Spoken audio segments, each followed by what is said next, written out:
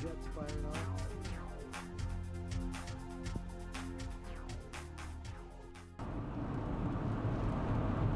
A couple of days ago, I answered a call to be a part of a live audience for the Chase Jarvis live stream, internet stream. It's on ChaseJarvisLive.com. You can check out his website. I'll put it in the description box below. But what was happening today is that Les Stroud of Survivorman fame is going to be in the studio talking about his music, talking about, of course, Survivorman. I imagine talking about things that he has coming up, events and shows maybe. Maybe he'll talk a little bit about his knife and his axe project, the axe that he had collaborated with Wetterlings.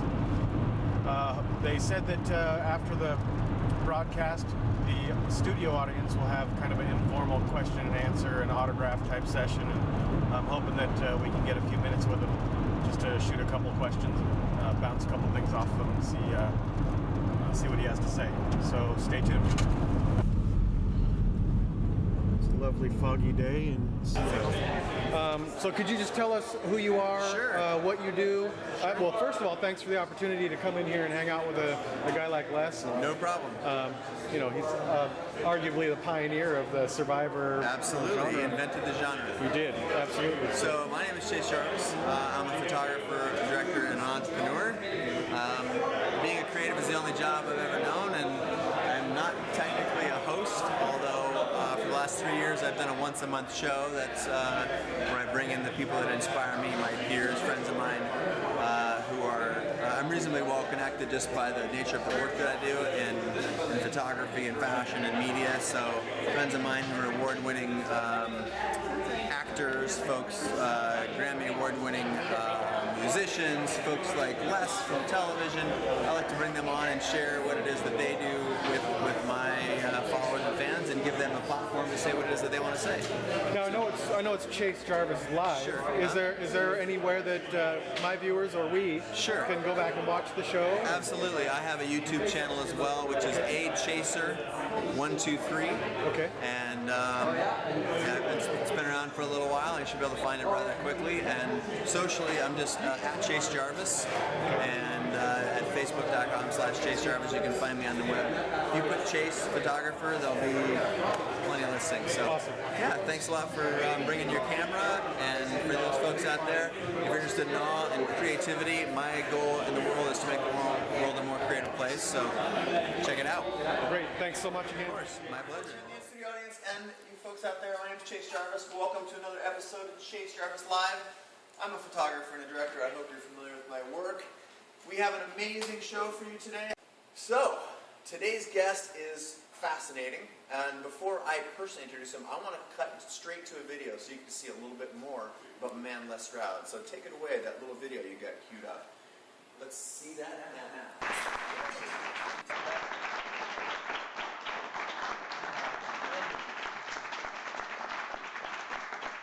All the way from Canada.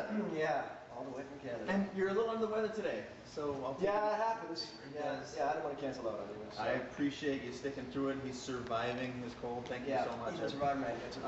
We have what I feel like is a very interesting and different show than the other sort of interviews. So I've watched a lot of interviews. I've watched a lot of interviews with you, and let me tell you what we're not. Let's actually talk about what we're not going to talk about just for a second.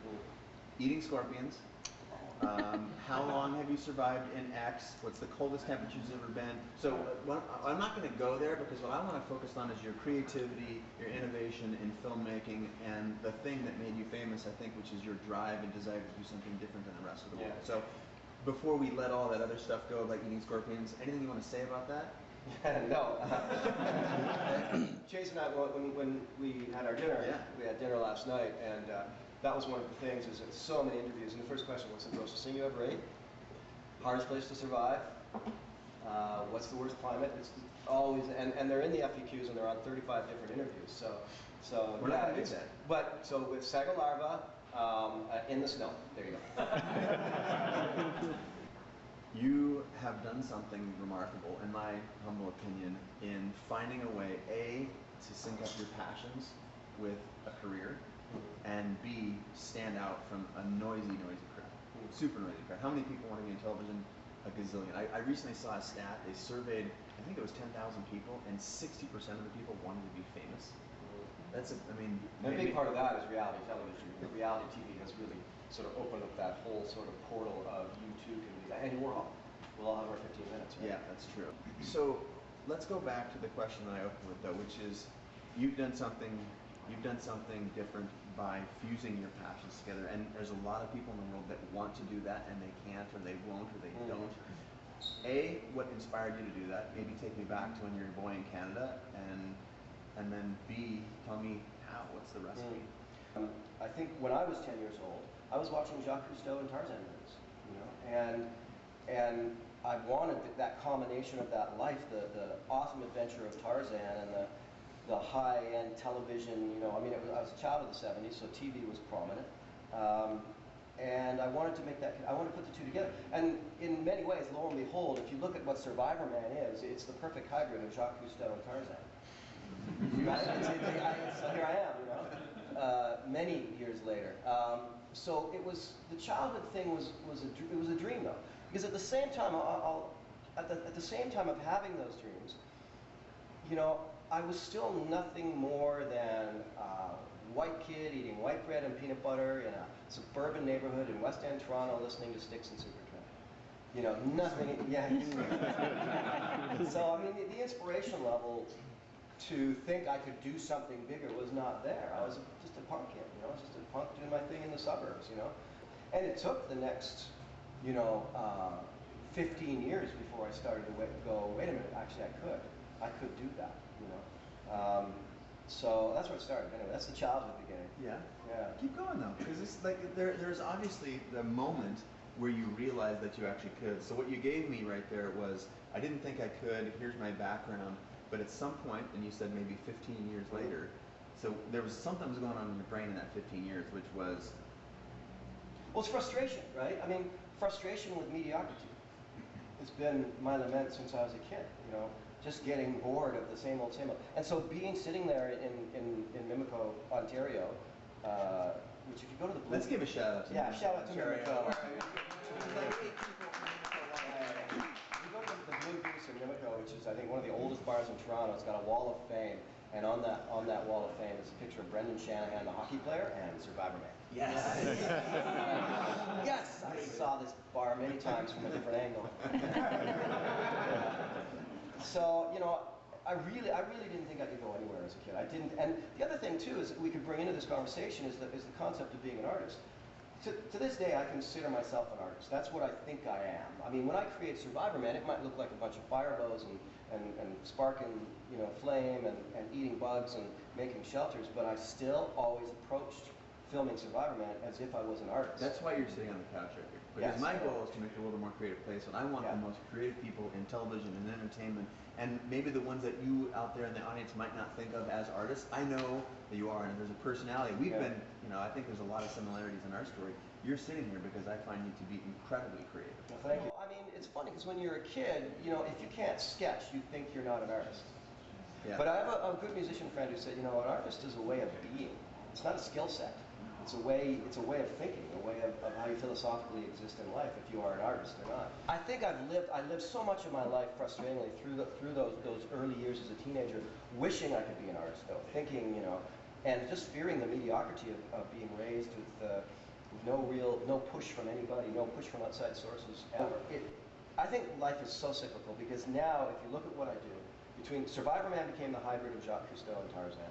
My performance, my live performance, my concert shows are me doing the rock and roll thing, but I bring in all my film footage and I'll stop and tell stories halfway through the concert of Survivorman because, you know, we joked about me not wanting to, you know, talk about eating scorpions, but on the other hand, like I'm always happy to answer these questions at the same time because that's what people started watching in the first place. So is that scorpions? No, it's just it's cashews, yeah. So Survivorman's got a bit of jockism in it, right? It's a man thing, and yes, my favorite movie is Jeremiah Johnson. Predominantly male audience. Yeah, it's one of those things that, you know, it's a guy thing to do, go out and survive and struggle. But when I'm out there, I'm thinking with my filmmaking like I'm an artist. That's all I think. Why do I climb the cliff to get that extra shot? Because I know that would be a beautiful shot. not because it's some sort of masculine thing. It's because I think it's going to make a great film, tell a great story. Yeah, but when there's this, I'm harping on this sort of transition because what you were thinking that whole time, what I was thinking, our sort of parallel stories, is the same thing that I think that 10,000 people that are on the other end of that camera are thinking like, oh geez, do I have what it takes? And I'm scared to do this. I don't think I can't afford it. It's too hard. There's all these hurdles between them, and I'm trying to get these people to let go of that because like it's never a good time. You can never afford it. You always never ever. There will always be fear. I have fear with every project that I put out. There's some sort of like, man, what's going on in my head? I got to get this out of me, and that doesn't go away. You actually have to do it. How do you decide that you're now going to be the first person in the history of television to write, direct, star, and shoot your own show? Well, you don't. You don't make that decision. That's just dumb. Yeah. I had this idea in 1986, but there was nothing I could do about it. So fast forward 14 years. In that time, I'd been doing my adventurous lifestyle. I made a film about living in the bush with my ex-wife, and we had this year in the bush. So I'd done some things, little things, and I'd go to the REIs and I'd give my little talk on the year in the bush, and I'd do all the things that all of us canoe heads and outdoor and hunters and fishers, all the stuff that that was me. Here I am, welcome, and there'd be 30 people, and then I started getting. What happened was television changed. So first that happened. Mark Burnett put Survivor series on TV. That was the first thing that happened, and it was fake. It wasn't real. So they started asking me to do these interviews on radio. Well, you have these adventure films, and you're a survival instructor. Is this stuff real? And I would say no. It's it's kind of a joke. And all of a sudden the light went off. It was 14 years later, and the light went off, and I thought, if they're asking me all these questions now, I should call the television networks and see if they want to have me go out alone and film. So what was the other piece of that puzzle? For the first time ever, you could pick up a camera that big and film yourself in TV quality. Yep. Until then it was all high 8s, and high 8 was not television broadcast quality. Or you had the big shoulder mount, which you cannot film yourself. You can't do what I'm doing with a shoulder mount camera. I was not thinking, I'll be the first person in history to do a film about myself. I wasn't thinking that at all. I was thinking, how the hell am I going to film myself without food in my stomach? That's all I was thinking, And so I pitched it to the networks, and of course, they loved the idea because they'd never had that pitched before because no one ever had a little camera before, or the gumption to call them up. And another thing with creativity. Yeah. See, let's go here because this is one of my questions. Okay, go ahead. It takes gumption. It takes, to use your word, it takes balls, to use my word, to call these people.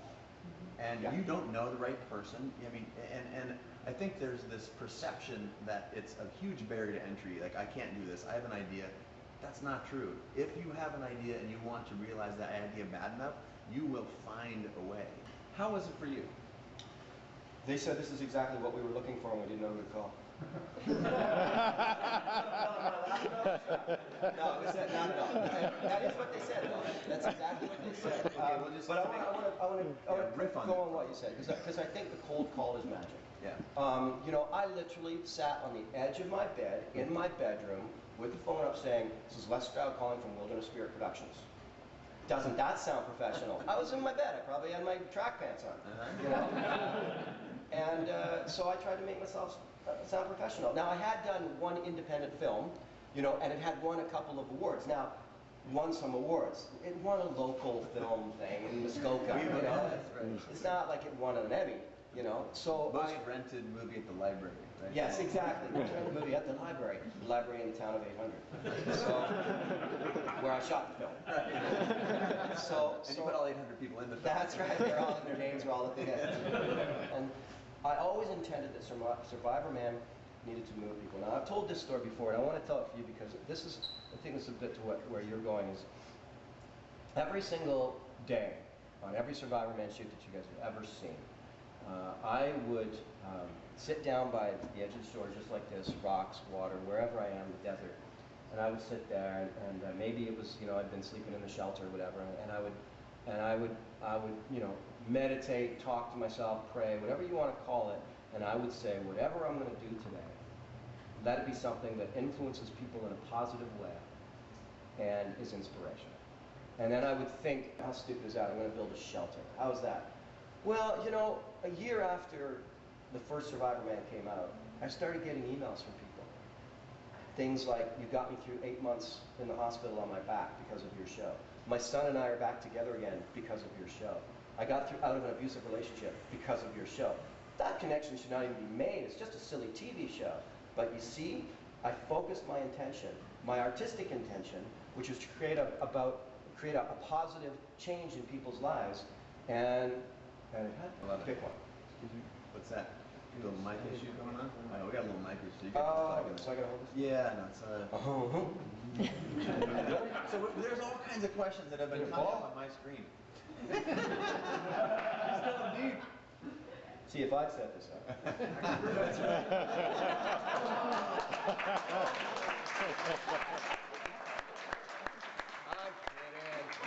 I love back there going, this is Yeah, bullshit. he's got great. Now let's put filters on his voice, make him sound like Donald Duck.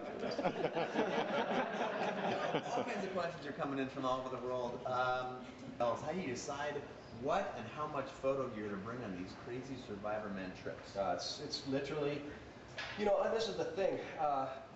When you do something like a show as big as Survivorman, just boil it down to what it is. The reality is, I sit in my living room at one point with the gear laid out on the floor, going, huh. That's it. It's as simple as that. And I don't weigh anything, but I'm like, oh, that's heavy. I'm gonna have to drop these. Oh, that's not so bad, but maybe I can get rid of that. So it's too bulky. I pitched Survivorman to two of my closest friends in the film industry. They literally laughed openly at me in the room, and I respected them. And I was hurt. 2 weeks later, I was signed. A year later, they were both asking me for a job.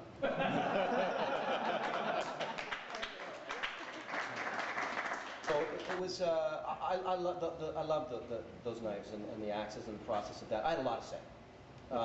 I don't know steel, and I barely know, Blue woods. steel. Blue steel magnum. And I know. This is an inside joke. We're having a moment.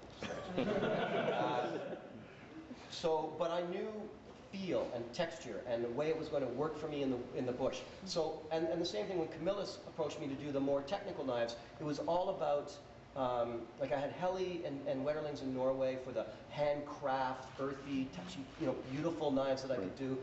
And then I had Camillus for the technical, hard-ass survival stuff. In both cases, it was like, well, what would you do? What would you? And they were all very gracious to me that way. And in the end, it's how I carve a stick. In the end, it's how I cut a branch or make a shelter. So those guys know the steel. Let them be the steel experts, Right. And they're going to suggest different. But I'm going to look at the blade and go, it's too big, it's too small, it's too pointy, it's whatever. It's a lot. My short answer is I have a lot of. You'll never see anything of mine out there that I didn't have a lot of say in. And I'm doing for the. There's a little plug, But you're not I'm a doing. control freak. But I'm not a control freak. No, I'm an artist that takes responsibility for his own art. I would put myself in the same category. I'm not disrespecting. So I'm about to do, this is a plug, but I'm about to do survival kits. But I've wanted to do survival kits long before Survivorman existed. And you know what? They're going to be the best survival kits on the market because all the rest are crap. Right. And I'll stand behind that one. And so mine's going to cost more, but you know what? The point is it's a survival kit. If you take it and you go on a camping trip, you're assuming that I put the thought into it that if you ran into trouble, what's in there really counts. And there's a lot of stuff that doesn't count in those kits. So yeah, I put my all into it is the short answer. And one of the things, speaking of brands and plugs, I feel like there are some brands out there that will listen to guys like you and me in our respective fields. Yeah. There are others that won't. Right. And the ones that won't, I don't get because those are made by people sitting at desks, usually. Profit. Yeah, Money. but there's a profit thing in there. There were brands that came to me that I turned down that then went on to other personalities to make knives. I turned them down originally and went with Camillus when they approached me because Camillus approached me saying, what do you want? What would you have out there? We want, no, I want it to be a little bit better than this. And I said, okay. Right? I mean, compromise is a tool. It's a like self-discipline. It's not a bad word. It's a useful tool. And compromise is a useful tool. You just got to know your integrity limit and how far you're going to compromise. One thing I would not compromise on at all, and I do not hold the networks accountable for this, but I do hold individuals accountable, and that was I was never ever going to cheat my show. And believe me, I had pressure right, left, and center from a number of network people to cheat my show. You sleep in the hotel tonight, Les. It's going to be Get a crew to build your shelter, because then you can, why? Why would they want me to do that? Because now I can give them 26 episodes instead of 10, right? And behind the scenes on that, if you can think of the math real quickly, that's a lot more ad revenue. So it was about making more and more and more, and I would be pressured to cheat the show, take a group, have somebody build my shelters, build this, set that up, and I said no, no, no. A year in a row of fancy dinners, no, no, no. Until finally they created something else that would, and someone else that would cheat everything and do that, and off they went. Being a little guy, I'm not going to sue, I can't sue the hand that feeds me. Ladies and gentlemen, please join me in welcoming on the guitar, Mr. Les Stroud.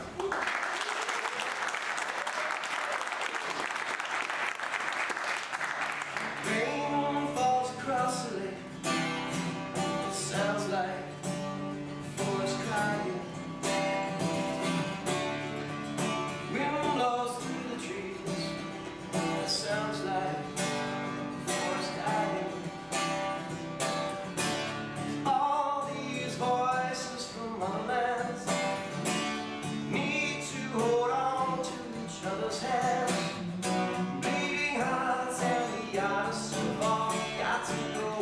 Mother Earth and the spirits of land all know what the mountains and the oceans and trees try to show. This earth is going down slow.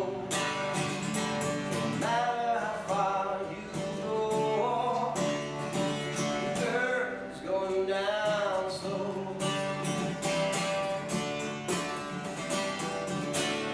Wind blows across the sand, and it sounds like the desert crying. Ice melts into the sea, and it sounds like the Arctic dying. All these voices from other lands need to hold on to each other's hands. Beating hearts and the artists have all got to go.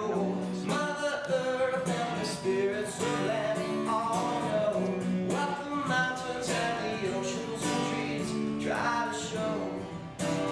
This earth is going down slow.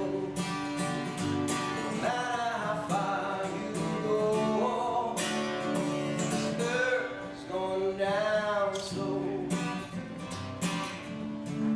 Going down slow, yeah. Oh, wild things, yeah, they make my heart sing. Yeah, they make everything so true there, baby. Wild things, yeah, wild things. Oh, they make my heart sing. Oh, yes, they do. They make everything so very groovy, baby. Wild things. Bleeding hearts and the artists have all got to go. Mother Earth and the spirits of land all know what the mountains and the oceans and trees try to show. This earth is going down slow. No matter how far you go, the earth is going down slow. Going down slow. This earth is going down slow. Woo!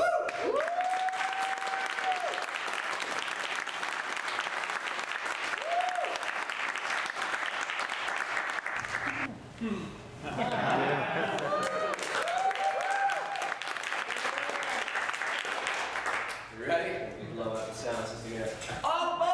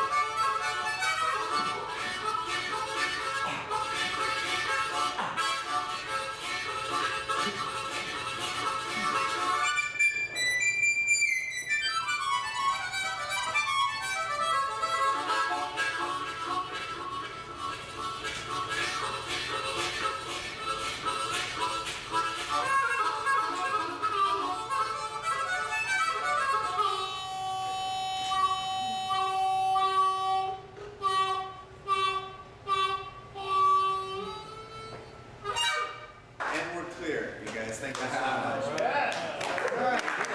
So where are you guys from? We're about 30 miles south of Seattle. Oh yeah? Yeah. See, I'm thinking of moving here.